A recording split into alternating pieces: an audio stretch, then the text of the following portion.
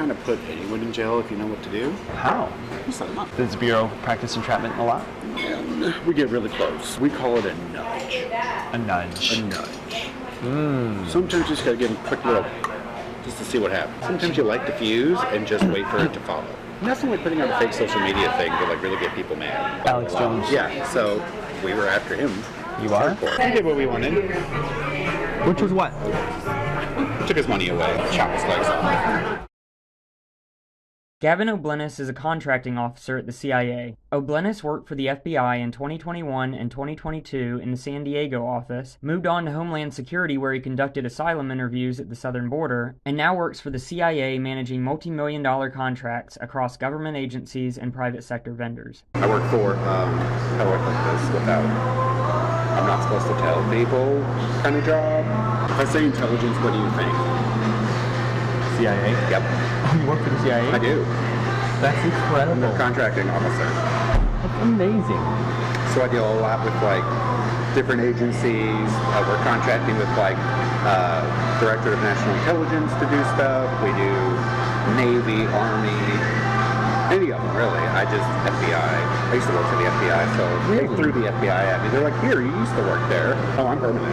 Good. Yeah. Good. Well, why do they call it contracting? Because I do the contract. I do all the legal contracts. I fly out to vendors and evaluate them. I love the agency. Good for you. I like the Bureau too. The Bureau was a lot of fun. I got to do a lot of cool stuff with the Bureau. I was the guy in the back of the truck in the van.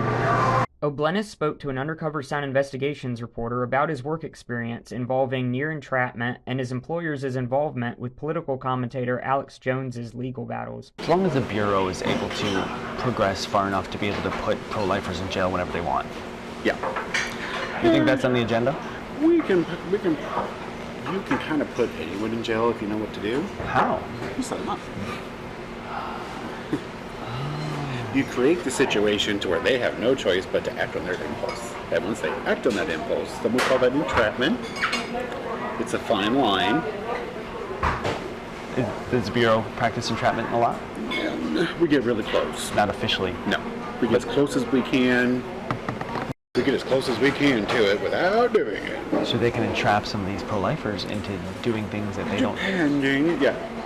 We call it a nudge. A nudge. A nudge. Sometimes you just gotta give them a quick little, just to see what happens, right? And how does that happen?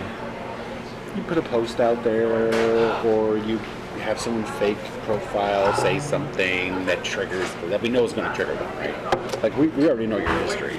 If we're to that point, we already know everything about it. So we're like, oh, this will piss them off. Oh. Sometimes you light the fuse and just wait for it to follow. Right. Like a rally, like a, so when a rally happens, that's sometimes the Bureau behind it? Yeah, sometimes. And that's only putting on a fake social media thing to like really get people mad. Post fake news. Sometimes it's, it's not fake. It's embellished a little bit. Who would be like a big influencer that you're after? You like a, I don't know, like I don't even know these names, like a Fox News person or like a Tucker Carlson or like... Oh, I'm sure he's on the radar, right? You always want the biggest and loudest. Like that, what was his name? The one that said the Sandy Hook didn't happen. Alex Jones. Yeah, so we were after him. You are? Are you still after him? Yeah. Why? Because he's broke. He got found guilty and had to pay like $100 million. So why were you after him? We're not anymore. Just to get the money from him? Yeah. Was that court case used? Was that a CIA Sure it thing? was. That was the agency thing? Well, actually it was a defamation case. So it's a civil, not government. But we were looking at all of his followers, commenting and following, like, who's that going to lead us to, right? So even though it's technically not our, well, not the agency definitely, but the Bureau, for instance, yeah, that's not our purview. It's a civil matter. But since they got all this access to his stuff and it's there, what can we go find?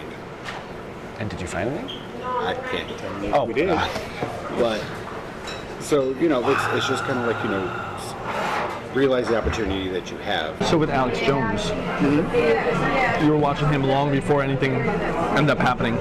Probably. It wasn't my office, but, I mean, we would have been well aware of what he was doing.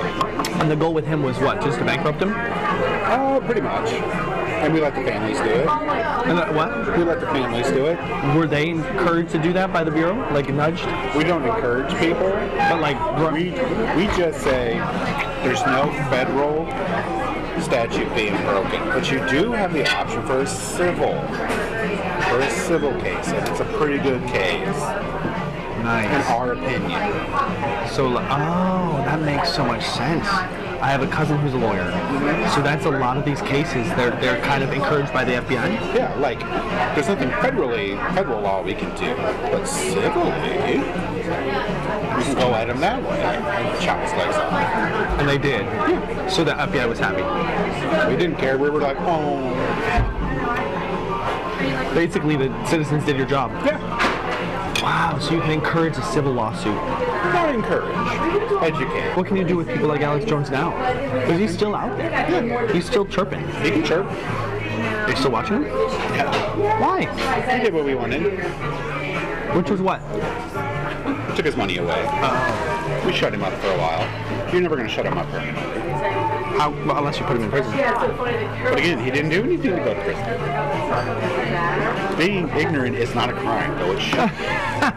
It is.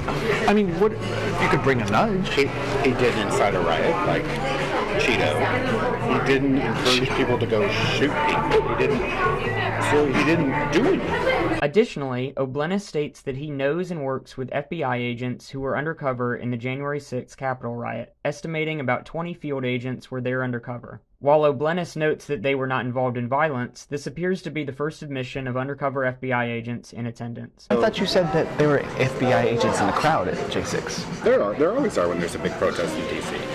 Just in case it gets out of hand like that. But there wasn't enough to turn that tide. I mean, I'm talking they maybe have 20. You needed 1,000 to get rid of that crowd. So they had like, that was just 20? Yeah, just to go through and observe and see what they can hear, you know, that kind of thing. Wow. Yeah, definitely. They needed 1,000 at least. Well, Wow. see, that's also Capitol Police jurisdiction. They're in charge. So the Why FBI, they didn't have more on hand, I don't know. the Bureau didn't really want people knowing that they were in the crowd. Mm-hmm.